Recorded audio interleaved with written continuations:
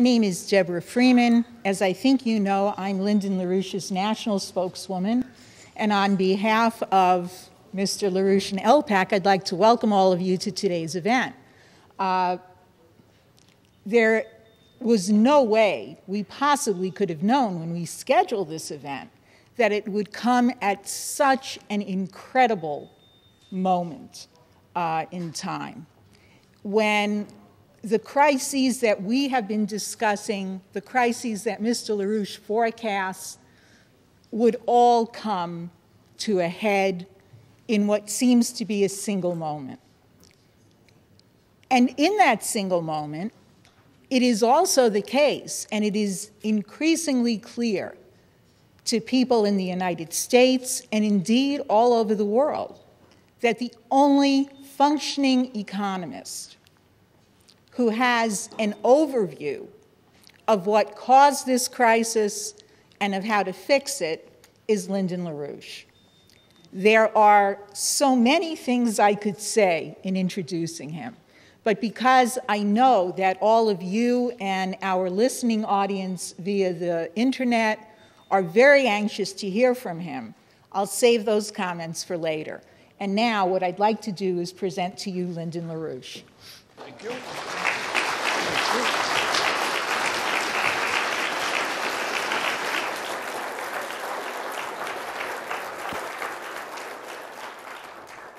There are two topics which I shall address today, apart from what I shall treat as questions come in as I respond to those questions. The first will be on the immediate crisis. The second will be on what we do if we succeed in installing the policy which is needed to deal with this crisis. The first part is elementary, and the second part is scientific. Now, we have a piece of legislation in the form of an amendment, and there's some other legislation around it in the Congress. It's a legislation sponsored by a group of leading Republicans and Democrats who are determined that this policy of Obama's shall not go through. That the legislation, as Obama intends, will be blocked, and he will fail. And this may probably be the actual approach to the end of his function as president.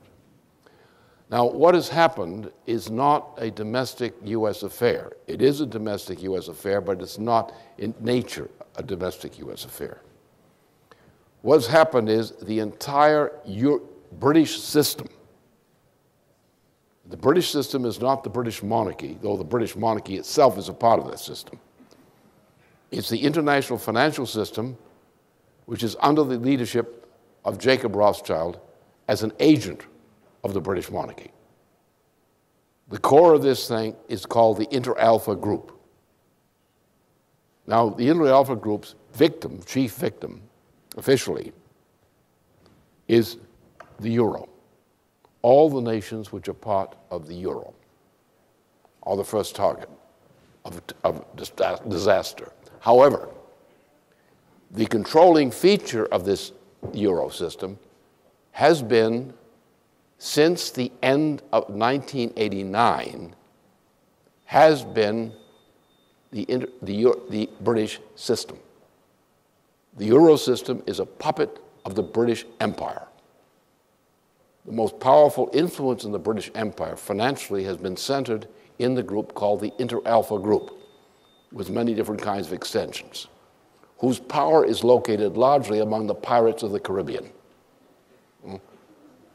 For example, the people who own Russia today, financially, have their headquarters in the Caribbean, and they are pirates. Their offices are there, and the Russian economy is presently controlled by pirates of the Caribbean. Some of them speak Russian, like in Antigua. You can't get a whole hotel room if you don't have a Russian accent. So that's the nature of the situation. So what has happened is this. The attempt to pull a swindle, which apparently is successful in one sense, using a bailout of Greece to try to wreck the nations of the continent of Europe, the Eurogroup, has backfired and has struck at the heart of the system, the Euro system, which is controlled by the British monarchy, the British Empire. What happened on Thursday, for example, in the United States, was a reflection of this. We are approaching a point which is coinciding with the Greek bailout issue, which is a fake. Greece should not have been bailed out. They should have, as a sovereign nation, gone through a reorganization of their finances under sovereign direction. Trying to pull all Europe into support of a Greek bailout was in the intention to ruin all of Europe simultaneously. Now, we did what we could to cause that to backfire, and it did backfire. It's backfired. And there was a mood shift in Europe, including in the German election campaign in North Rhine-Westphalia during the past week or 2 weeks. A sudden shift in the mood expressed in the population, which is a reflection of this process. What happened is the gambling on Wall Street was intermingled with a superior force which controls Wall Street. Wall Street is controlled by the British Empire. It is not an American possession. So now what you're seeing as the US crisis is really the British crisis, because the British system is about to blow. It has reached the point of blowing. So what happened was, essentially, the Obama administration, Obama himself is a British puppet. He's not really an American. He may be American by birth, that's a highly debated subject, but nonetheless, he's nominally American. But he's not American in spirit, or in direction, or ownership. He's owned by the British Empire via the rotten British extension into Chicago. He's a puppet. So this puppet is going to be ordered to try to assist the British at the expense of the United States in this process. What has happened, not everybody in the United States is either stupid or a traitor. There are some people here in politics who are not traitors. And this happens to include a couple of people, such as the Senator John McCain and Senator Maria Cantwell and others, Feingold and others. And they are not going to sit by and see the United States destroyed. So they have moved to jam up the so-called Dodd Bill. The front end of the Dodd Bill is, the change in the Dodd Bill is already stuck in there, another piece of legislation inside the Senate proceedings. But you have a determined group of people who know that the British system is about to collapse, and know that if the United States does not take appropriate action to defend the United States against a collapse of the British system, we go down. So therefore, the people behind McCain, Cantwell, and so forth are acting not as factitious politicians, they're acting as patriots. And the guys who oppose them are not acting as patriots. Because if the British system goes down, the Euro system goes down, as it will go down, one way or the other, it's doomed.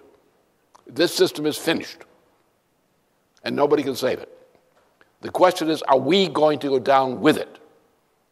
And those in Wall Street who support the president's policy on this are the traitors, because they're willing to sacrifice the United States for the interests of Britain.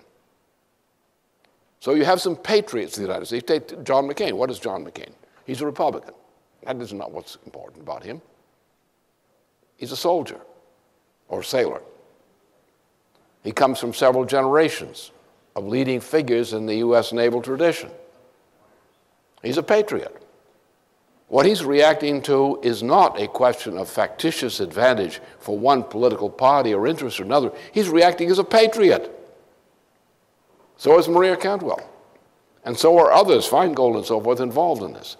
They're acting as patriots to mobilize a defense of the United States against the oncoming total collapse of the international financial monetary system in its present form. Because if we defend the United States system against our incumbent president, among others, and Europe goes down, we in the United States can launch the recovery of Europe by extending the Glass-Steagall system, which we intend to reimpose here now, into Europe. We can cause a recovery of Europe. What's the situation here? Most of what people consider financial assets are totally worthless. They're derivatives. They're gambling. They're side bets on gambling side bets. They do not represent real physical economic assets. They're frauds.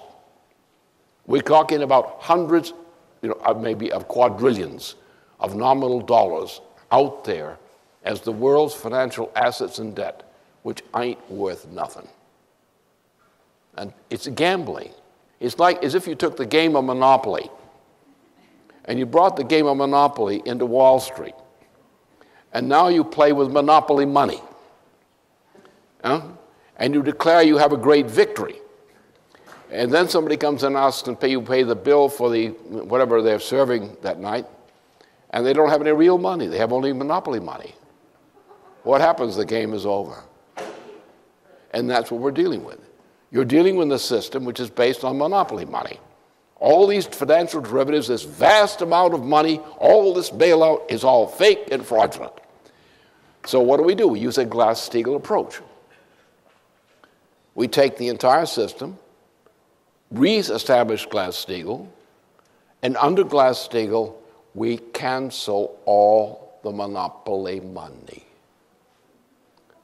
And we defend the integrity of legitimate obligations of the type we have in regular banks. Now, what's happened since 2007, especially since 2008, we have destroyed the integrity of the banking system. It was done deliberately by a crazy gentleman from up near Cape Cod in Massachusetts, who is not very sane and he's not very intelligible. Well, he's a stinking nuisance, nonetheless. So we have destroyed what we could have saved. In other words, in 2007, in the summer of 2007, when I specified this, we could have then acted without any great crisis to stabilize the U.S. economy. We didn't do it because of Barney Frank and what he represented, what was behind him. So we didn't do what we should have done. This rolled over with the beginning of a series of swindles into what happened in 2008. That was under Bush. Then we went, in order to cover the crimes we had committed, we went to bailout. And so now we have a hungry and desperate U.S. population by and large. They're on the verge of mass starvation, literally, a total breakdown. And the question is, who do we support? Do we support the people of the United States? Do we support essential industries? Do we support municipalities and their functioning? Do we support the nation itself? Or do we support foreigners, the bailout monsters, who typified by the British Empire?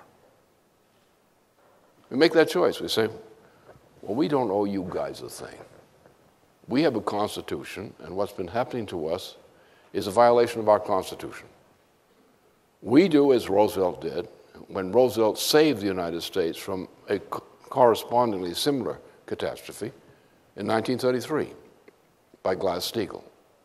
Glass-Steagall is not some wild innovation. It's simply the principle of the Constitution, the U.S. federal Constitution. But it needed a specific law addressed to a specific situation to defend our nation against this threat. And that's Glass-Steagall. Now you had Larry Summers, who was a mental case, got in there with a morals case called Geithner, and that didn't help anything at all. So now we've reached the point where we are part of a British system, the whole international system. You don't know who owns what. It's like a vast game at the electronic speed, and very complicated games where people are hedging against other people. They're trying to come up with a hedge against a hedge against a hedge against a hedge. So what happened on Thursday, as the intensity of trying to cover their butt against the British collapse occurred, It blew out. The whole thing blew out because it was no longer controllable. It was an incalculable development occurred. But it was pre-calculable that it would occur when you take into account the insanity of the people who have been running the banking system and the financial system in the United States and the insanity of the current president. There was no provision to avoid this. So we had a total collapse of the stock market on Thursday. What caused it? The British crisis. The British crisis. What do you get as a reaction? Now, as I said, I made certain remarks about John McCain and Maria Cantwell, take McCain in particular. So he's a patriot. Now, what is emerging now is a split and reorganization of the two leading parties. And who knows what other complications may occur as well. What you have now is you have a Republican Democratic faction typified by McCain and Cantwell. They're only typified. And this is a rapidly growing movement among leading politicians inside the United States on both sides of the aisle. The leadership that is opposing the Obama plan and the British is admittedly still a nominal minority. But with the backing of the American people, it is no longer a minority. Now, what's the backing of the American people? All those people you saw in August of 2009 out there saying, we want to kill you, to the politicians that they had elected. You betrayed us. We want to kill you over health care. So now you've got a situation in which the population will not sustain the nominal majority for Obama in the Congress. The population itself will not sustain and support that. They will capitulate it to it or not. And when they're clear that they have a target by means of which they can challenge this, they will do it. What they want is they want well-known leading political figures or similar figures of the United States to step forward as a group and say, we think the time has come to stop this nonsense. Then the majority of the people of the United States right now are ready to support any political leadership which they consider credible, which is willing to do that.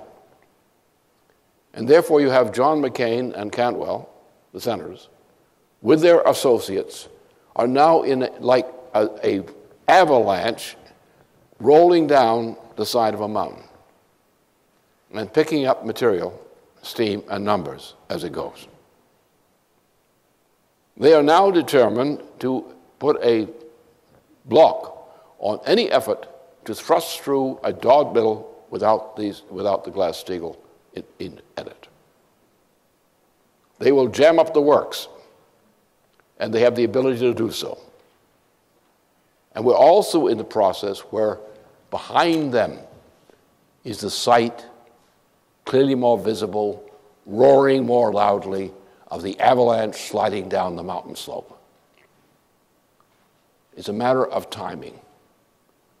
There will be an overwhelming majority in the United States, a patriotic majority, which is spreading rapidly, spreading like wildfire right now, implicitly unstoppable, which is going to be behind the McCain-Cantwell-led opposition.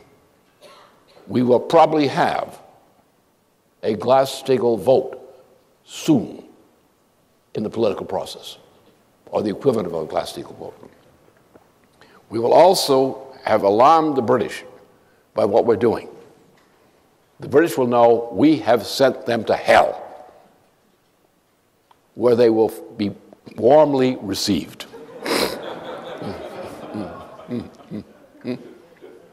And that's where we stand. So we're now in the position to change history. This is the way it happens. You have two factors in history. You have the so-called objective factor, the way things are moving, the perception of interest, the fears, the hopes of people. And you would say, well, why don't these things control politics at all times? Well, it doesn't. You come to a change in a general mood. It's the kind of thing that Shelley refers to in the close of his In Defense of Poetry.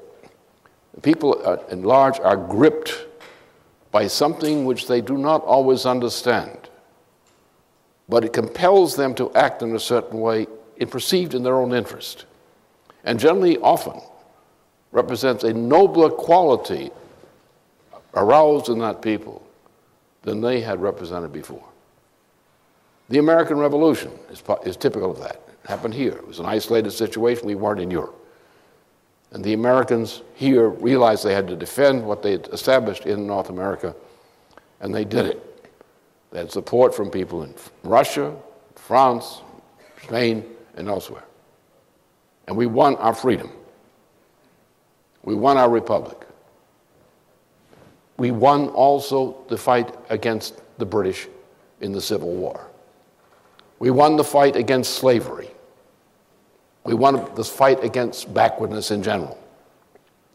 We won the fight to develop the Western lands. We won the fight to unify the nation as a transcontinental nation from the Atlantic shore to the Pacific shore.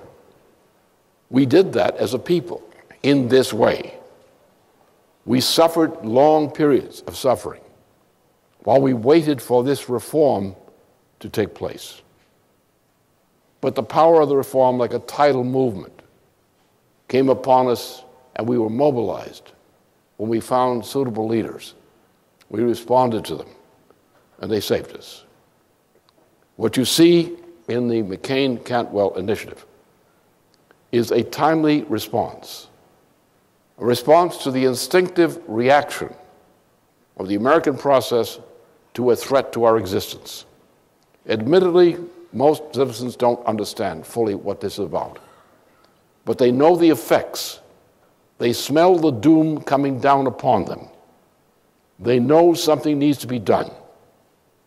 And when someone says, like John McCain, Senator Cantwell, and others, when they say we are mobilizing to defend this nation from this awful thing, from this breakdown crisis that threatens us all, and you all know your jobs are lost, your cities are hopeless, your water systems are breaking down, everything is going to hell.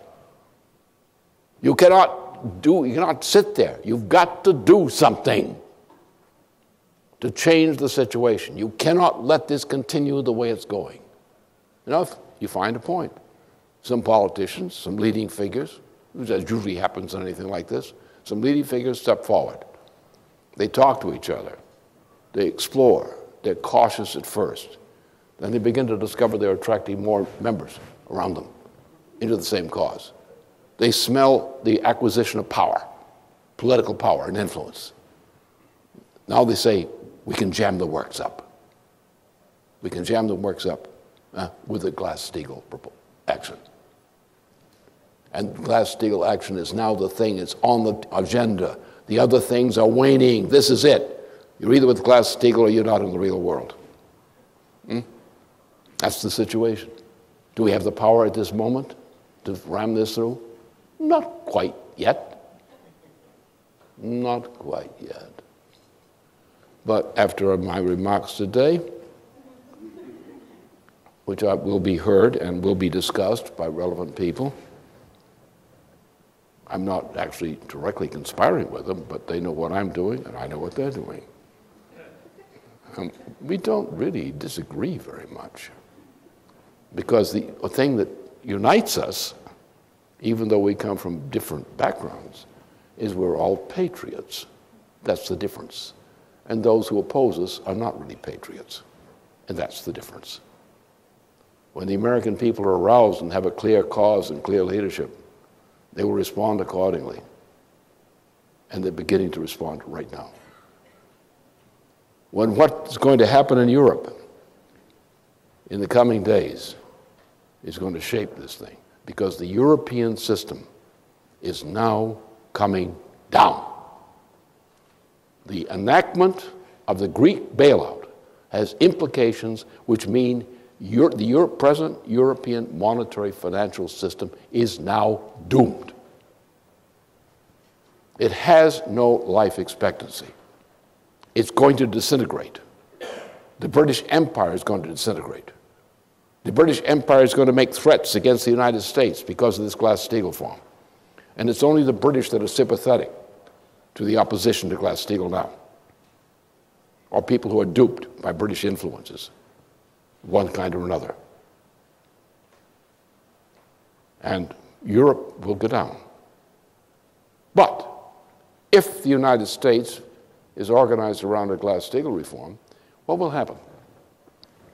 We will take, and most of this money that Wall Street claims to own and similar kinds of people will vanish, gone. We discover it's monopoly money. We don't have to honor it. It's gone. Well, that means that a lot of banks are going to go. Not all of them, because we can also rescue some banks.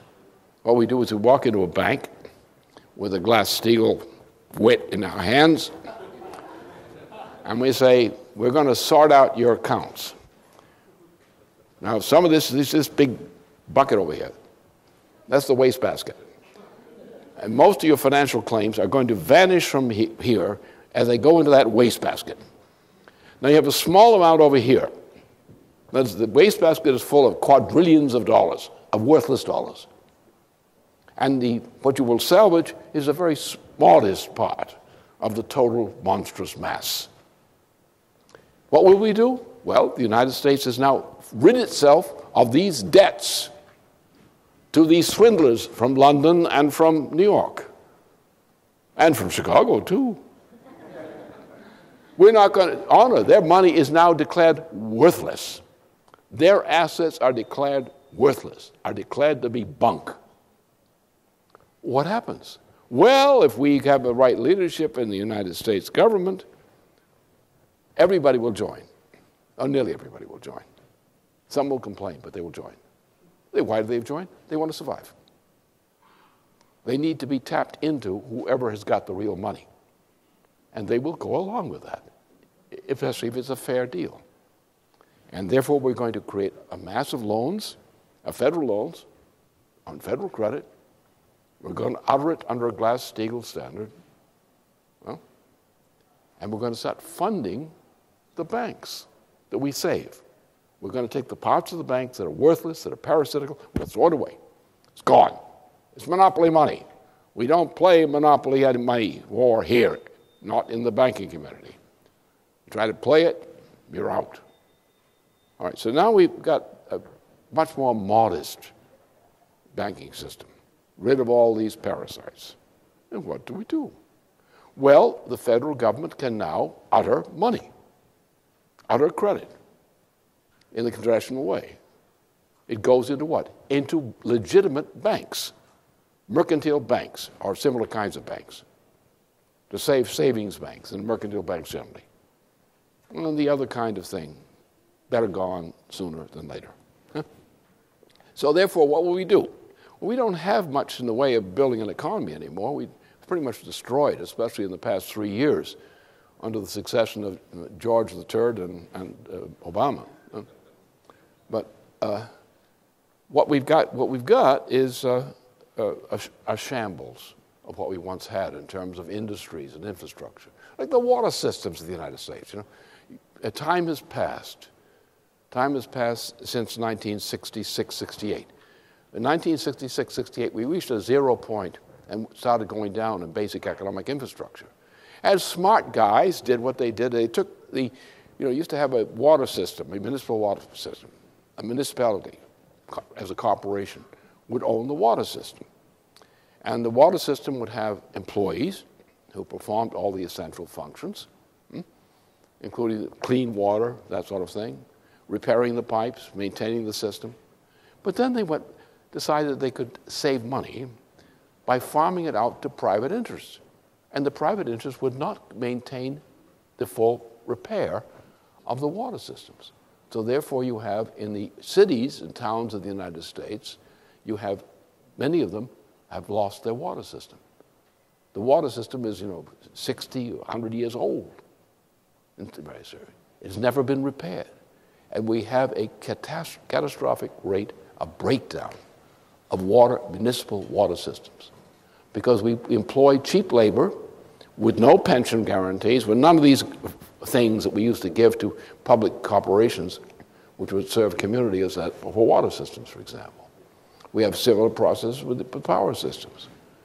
All the kinds of things that we used to get from municipalities and state organizations are gone, are broken down.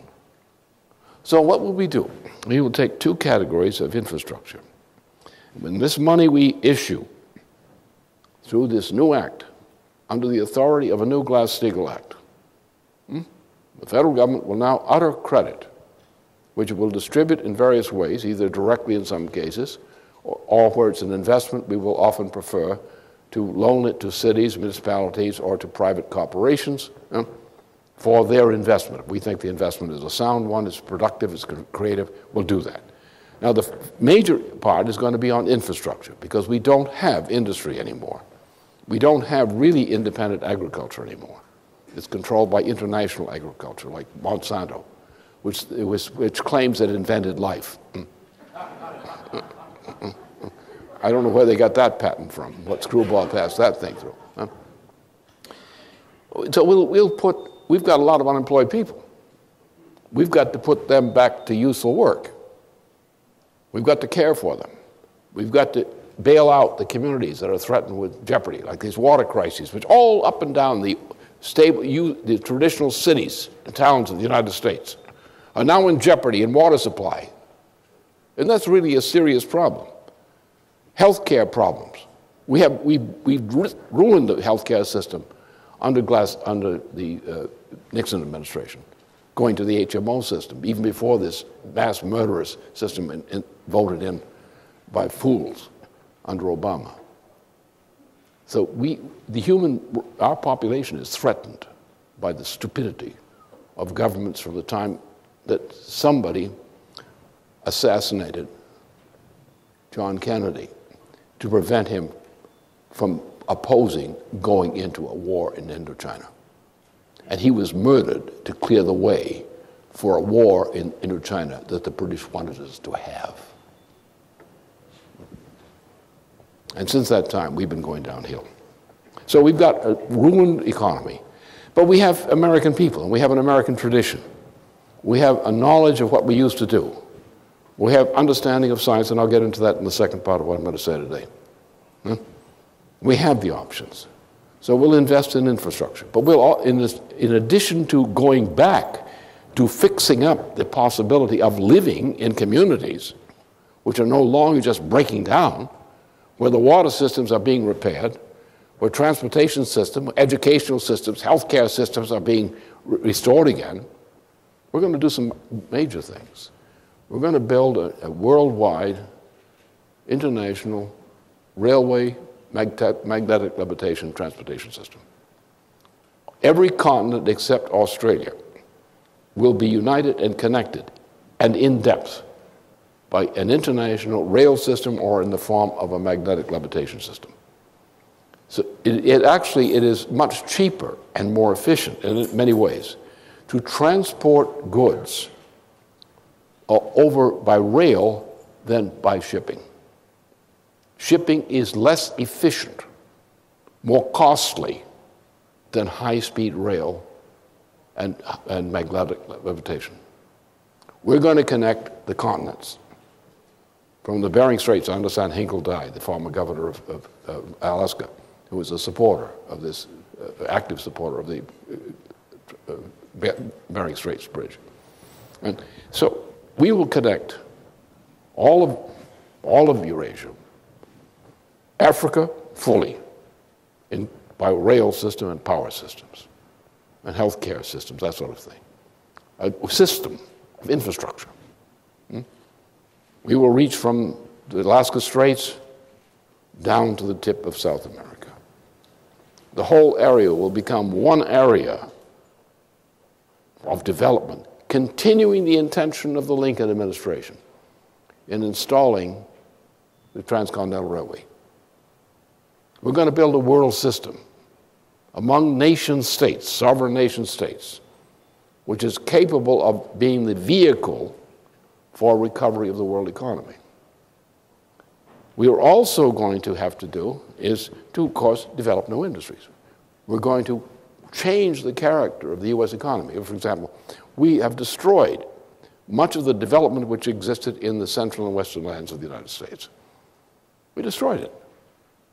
We built super congestion around Washington, D.C., for example, which is insane. You used to have an industrial development or municipal development of a finite size and a finite area. No? Then you would have an area between that and the next city, which was journey toward rural and involved agriculture. The idea was, in the old days, was to have townships and cities built where you could commute to work in less than a half an hour each way, each day, preferably 15 minutes. And to provide mass transit systems for people to be able to do that in a short period of time. Today, we have people commuting around Washington for an hour and a half to 2 hours each way, each day. What does that do to the family life? What does that do to the culture of the society? Similar kinds of things. The schools are a mess. So we're out of our infrastructure of the nation and among nations is wrong. We have to build that infrastructure. It's a high speed, it's a big investment, it's a long-term investment. We have to do it.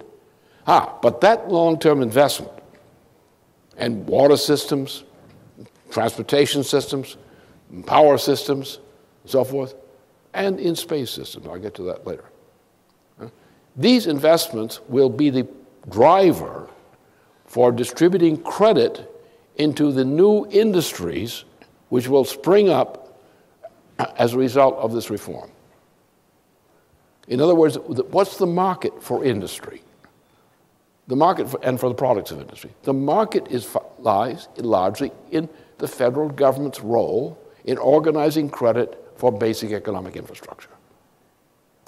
The jobs you create in infrastructure become the echo and the stimulant for the jobs you create in industries which supply support for the undertaking of building the infrastructure. Like the Tennessee Valley Authority under Roosevelt. Perfect example of what I mean. We can do TVA-type approaches throughout the world. These are not some kind of trick. These are essential. Therefore, if the federal government, through the mercantile banking system, now under the Glass-Steagall system, can supply credit, we will deliver credit under the old Roosevelt-style precautions. We'll deliver that credit through banking institutions in order to fund investments in necessary production in private industry. And that's the way we'll build the economy. We have a population which has been ruined over the recent 20 to 30 years. It's no longer productive. We have a whole layer of youth who are absolutely unqualified for employment in anything except masturbation. And therefore, we got to do something with them, and we have to go back to the example of what Roosevelt did in the 1930s, typified by the CCC. You've got to take these young people who have no qualifications for honest work, get them off dope, get them to live a normal life and start to organize a normal life. Well, we did that with the CCCs. We took these young people and we put them in camps where they would do useful work, as in forestry, for example. Now, we got, for example, a famous military division out of Michigan on the basis of this program in Michigan alone. And these fellows did a fair job in fighting World War II in Europe. So therefore, then they became a part of the essential basis for our industrial potential in that part of the world when they returned, of those that did return. So that's the way we do it. We invest in things, and we get social programs of investment which will channel people from uselessness into initial skills and then into the ability to have a full spectrum of productive capabilities. And enough of that so that the entire population is in it. We're going to eliminate a lot of so-called social work and other kinds of entertainment. But you get a higher ratio of actually physically productive work. And that's what we have to do. So that approach will work. And what we're forced to do, as McCain and Cantwell and others are doing, in this initiative they've launched now, which is you're going to find this spreading very, very rapidly throughout the entire political system. The system is not going to look the same a week from now as it does today. It's going to change. And the Obama administration is doomed. One way or the other. Either the United States doesn't do this and we go to hell, and then he's gone that way, or we decide to become sensible and he's gone that way. He's out. We'll have a nice plantation someplace where he can be kept as a museum piece and well-fed, nourished, but away from people. That's the way we treat our mental cases. We try to protect them, take care of them, be humane, provide a safe place where they were not going to be harmful to other people. And that's the way you have to do with him. So it'll be changed one of these two ways. And the change is coming on now. What will happen? Well, you're going to find that the Republican Democratic Party are going to all reassort themselves. They'll reassort themselves according to national interest. There'll be those who, you see it now, right now, with this coalition around McCain and Cantwell. The party lines are being crossed. Why? Because the party lines are no longer relevant to the people, to the citizens. So those who will stand up on one side will be maybe not new parties, but to be a coalition of people who stand for one set of principles as opposed to those who oppose it. And that is going to happen very rapidly if we are to survive. Now, what is the long-term view of this thing? Well, I'm having a lot of fun. I have a number of young people associated with me who represent a very significant quality of talent.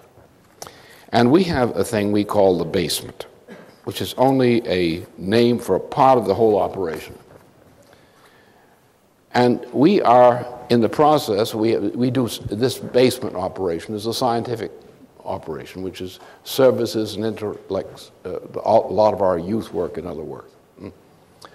But we've recently decided we're in a position to go further. And it's quite relevant to all of this because, and I've said this on several occasions before, I'll say it again right now. People live and die. And as they're still living and about to die, or think they might be about to die, they think about burial or something tantamount to burial. They think about being tucked away as a dead person someplace where their memory, the memory of their existence as typified by tombstones and cemeteries, will suggest to them that there was a purpose in their having lived, a purpose in life. And if you take that away from people, if they don't have a sense of a purpose in having lived, once they face the reality of death, at which point they have only one thing, the sense of an importance, a purpose in their having lived.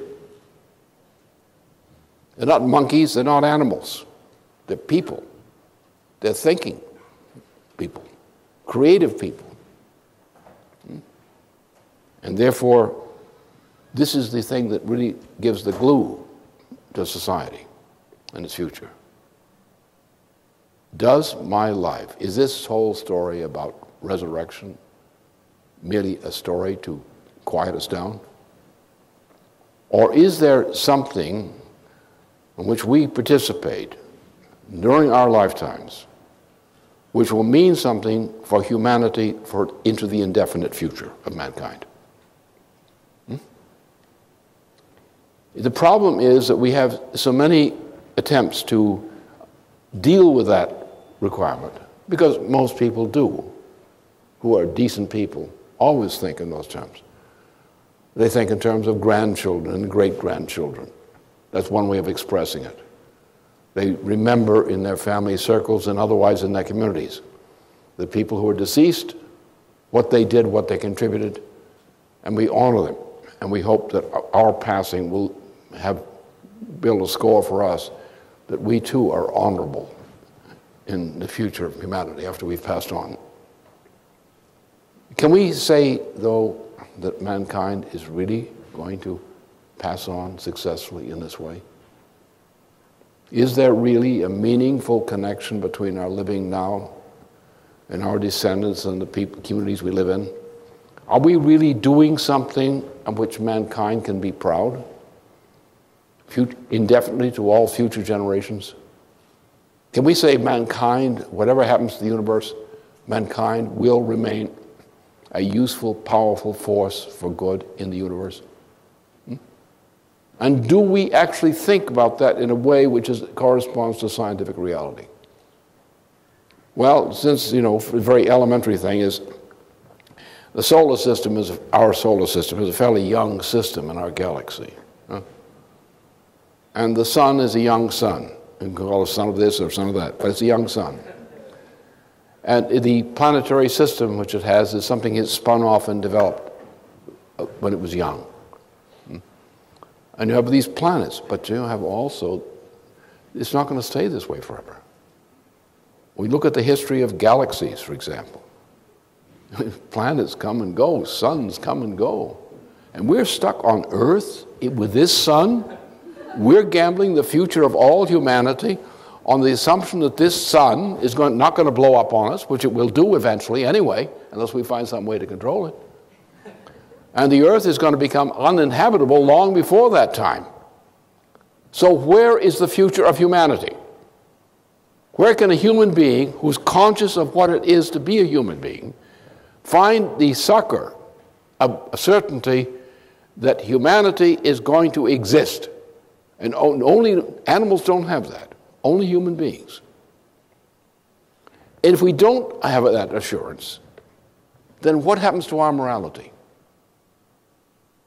Then it becomes whatever we choose as a fantasy to replace the lack of certainty. The main function of society has to be recognized now, especially in this present time of crisis, that we have to give mankind a credible assurance that we, the existing population today, as well as those who came before us, will find a meaning in their having lived in the future of mankind throughout the existence of this universe to come. Until we do that, we have not really given a rational response to the desire of any sensible person to hope that the outcome of their life is meaningful for humanity. Now, in the United States, in its creation, there was a very strong element of that belief and that commitment. In the recent generations, we have lost that. That was lost when we decided to go green. I guess what's happened to your body when you go dead, it turns green. So we've gone green. We no longer we no longer think in terms of what if the sun is going to blow up? Are we making steps or taking steps to prepare for dealing with that eventuality, to maintain humanity despite that threat? Are we developing scientific knowledge and capabilities which lead in that direction? Are we learning how to go to different planets for a temporary stopping place on our way out to some distant part of the galaxy or some new galaxy? Are we thinking in those directions? I am. Why shouldn't you? Now I've got some young fellows here, and they are willing to do that. It's our basement program. We are now dealing with the practical program of how we can work out, and it's not that easy. There's no simple thing. It's going to take a lot of work. How can we put mankind, or some people, safely on the planet Mars? How can we safely transport them on the planet Mars, now that we know some of the problems of long-distance flight in space travel, the biological problems? We think these problems are solvable, what we've been doing. We're working on it. And we're harking back to a current in modern science which was thinking in that direction. The current in modern science which gave us the original initiative for space travel.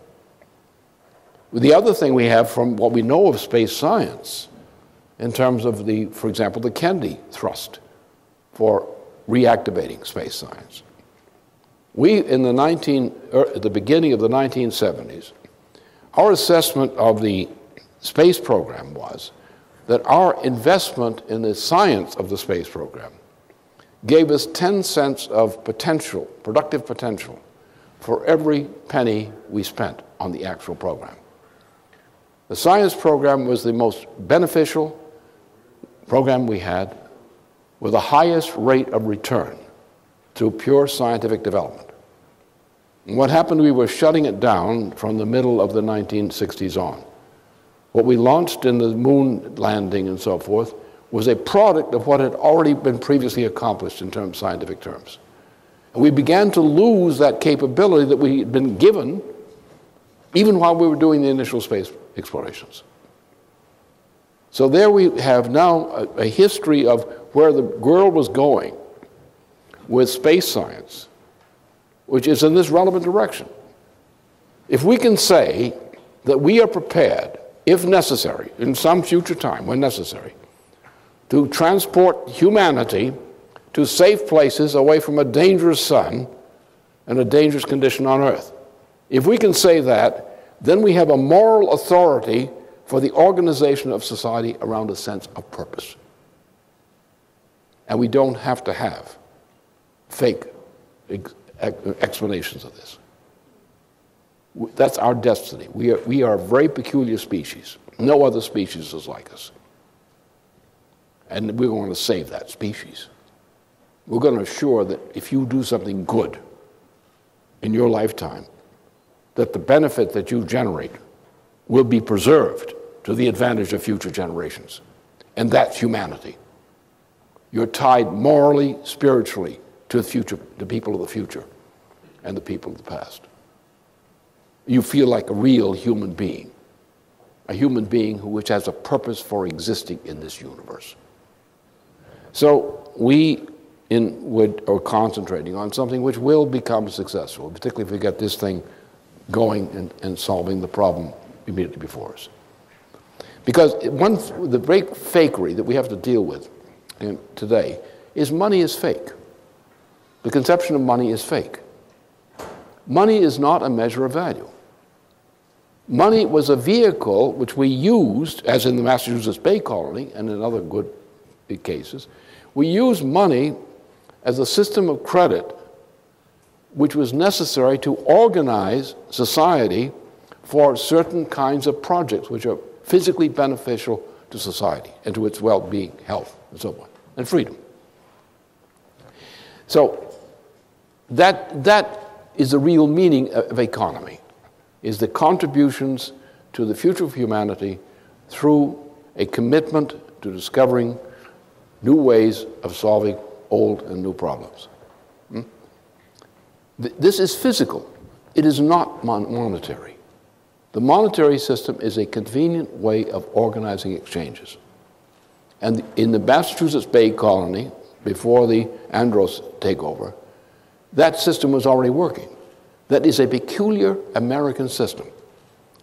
And the foundations of the American system were laid there in Massachusetts during that period, in that time.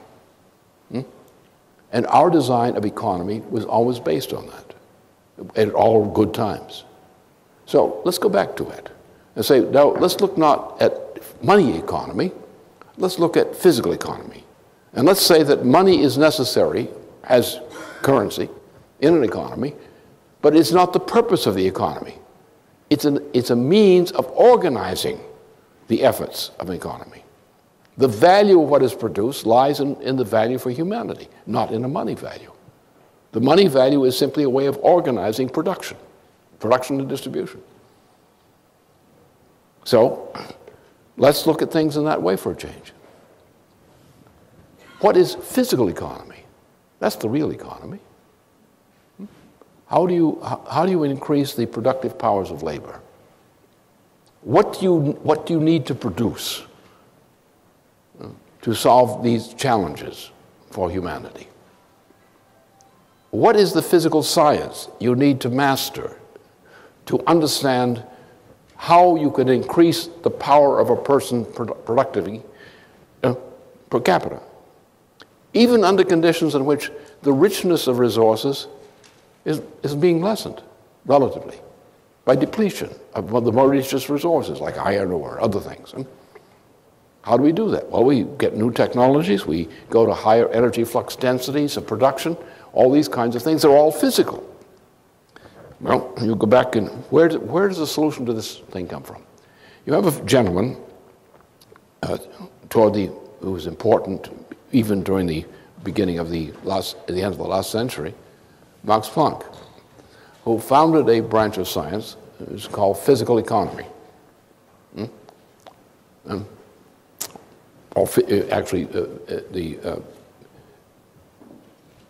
Physical chemistry as such, but physical economy as well. And his work led to the work of such geniuses and other followers of Riemann, or Bernard Riemann, as Albert Einstein, for example, as William Draper Hawkins, as Vladimir Vernadsky, and others. And these people who were followers of the school of science of Riemann, Bernard Riemann, made a revolution during the course from the time of Planck's early discoveries up until a recent time. And these discoveries give us access to understanding some of the primitive problems which face us in space travel. If we want to send people into space, we've got problems we have to solve. And it's only by thinking in terms of a physical science and defined in these terms of physical chemistry that we have been able to crack this. We also have the fact that space is not empty. We got a program on this one too. It's going on in the basement. It's only in the primitive stages, but it's going to be very important. In which there is no empty space. Between Earth orbit and Mars orbit, there's no empty space. You may not see it because you don't have the sense organs to sense it as a sensory experience directly. But it's out there. It's all kinds of cosmic radiation. Thick with it. If you want to go to Mars on an accelerated scale, which you have to do because you're 300 days in space travel at an idle speed, is not very good for your health. You might arrive as a piece of blubber. So you need some special conditions, and you have to do it fairly expeditious to take this trip. And we have to plow through that area and there are many other implications. So we are actually pulling together odds and ends of people who have contributions to make to this area of science. And the importance is the moral importance of this for this occasion here, the subject here, is we need to give young people who are totally demoralized and others who have become demoralized, we need to give them a clear sense that there's a road we're going to travel, which is going to lead in the direction of certain kinds of things which must occur. And this includes this area of the development of this Department of Physical Science, which involves some very important changes. We only have now a preliminary sketch of what the nature of the problem is. A great amount of research is going to be required. It will take several generations to do the kind of things we're talking about, even on optimal conditions. But we have to give mankind a new moral perspective, more durable than the fragile ones we have had before. And we should go into this crisis, because when you walk out on the streets from here, and you say, well, the Glass-Steagall revival has occurred, you're still going to see destitution. You're going to see mass unemployment, crummy conditions. How do you say you can walk out to that with optimism if you do not have a clear sense of building the future? And therefore you need to have a teaching of physical science, for example, which is consistent with that moral concern. Not that you're going to go to another galaxy now in your lifetime. I certainly am not. So I don't have any illusions about that. But I do have a concern about what comes after me, which is the normal thing for any healthy human being. And I have to think about what I'm contributing to what comes after me. And I have to think in terms of a satisfactory answer to those questions. Can I say that what I think is coming after me, in some sense, is valid? And that's a matter of science. And what we have to do is shift the teaching of science and teaching of economics away from what we've been conventionally concerned with. Money. Who's got the money? Who's got the money? And you see how worthless money is today since Greenspan came in. So therefore, we have to have a more durable conception of the value of man, of the value of our work, and the value of the future we hope we are creating. And let's take this occasion, which I know will be, it's the only thing that's worth it important right now, because it's going to determine the course of future history. Is the Glass-Steagall reform, which is now on the table, going to be immediately implemented to prevent the United States from joining the British in going to hell? Because if not, we don't have a future, at least not for a long time to come. If we do, then it is a future. And then once we decide that we're going to do that, how do we maintain the morale, the moral character of our populations? We do that by providing them the assurance of a knowable, understandable science education and practice, where they can understand in their own terms of reference, at least in a good approximation, that mankind has a future, and that we must organize our policy not simply for our comfort, we must do that, but we must organize our policy with a view to what is going to happen to future generations of humanity. We have to earn the respect of future humanity, that we are not only providing solutions for these problems, or the seed of solutions, but we are creating a system of commitment which will ensure that we will continue to progress in that direction indefinitely, and will give people some sense of what the practical measures are which we can lead to that result. So let's take the issue of the collapse of society, the collapse of the present world system, which is now ongoing, which exploded in your face on Thursday in the stock market, and which is going to explode in a higher form this coming week, because it's already exploding. Are you going to respond to this with this change, which I indicate, the Glass-Steagall reform? Otherwise, if you're not going to respond to the Glass-Steagall reform now, you're wasting your time by being alive. Is that true? This is the only thing that's morally significant. Are we willing to commit ourselves to this Glass-Steagall perspective now that leading political forces have put the thing on the table? It's the only thing that will save us, and there's nothing else worth doing. Anything else is a damn waste of time. Just babble. So let's take the position. Understand the crisis. We can solve it. We have a core of recognized American leaders who are now leading an effort which will grow very rapidly, not only in the United States, but will grow also by reputation in Europe and elsewhere. Let us assume that we're going to win, because there's no time worth spending on the alternative. You're looking at hell or heaven. And once you made the choice, then you better start exploring heaven. Not going there fast, but that may happen, but in terms of you are committed to ensure that our victory over the enemy, our victory through initiation of a Glass-Steagall reform, will empower actions which will lead to the salvation of mankind from the kind of threat that's immediate. And once we do that, we have to think seriously about what are the characteristics of the moral standard by which society should make policies.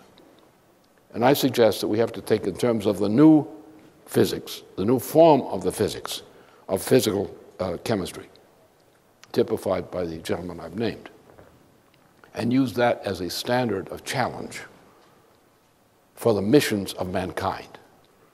Every generation and every group of generations must have a mission. For example, some of you in this room are in your 20s. Some are in the 30s. Some are somewhat older, like me. So therefore, what are we going to contribute to the future of mankind? What's our ability? What's the roadmap we have to work out for the future of mankind? That's what's needed. Anyway, so we will now have some questions thrown at me, and you can observe the spectacle.